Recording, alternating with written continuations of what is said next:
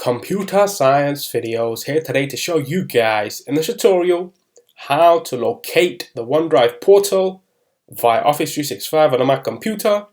Without further ado, let us start the video. So in this tutorial, you need to have access to a Mac computer, have access to an account for Microsoft Office 365. We can now start the tutorial. Before I start this tutorial, I would like to say that you are more than welcome to subscribe to my channel, Computer Science Videos. As we know, every problem is solved by indirection. You can also follow my Twitter account. We are trying to grow as fast as ever. I'm on TikTok. We post videos here and there.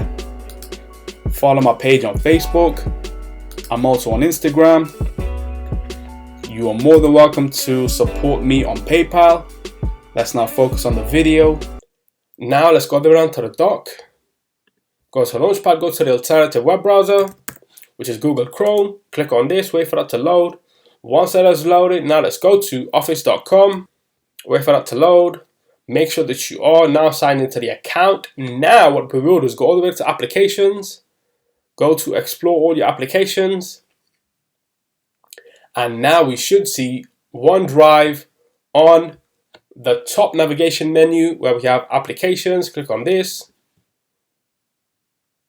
And there we have it. We have now located cloud storage for Microsoft Office 365 via the web portal. We can now quit Google Chrome. And so that's it for this video. I'll see you guys in my next tutorial. Thanks for now.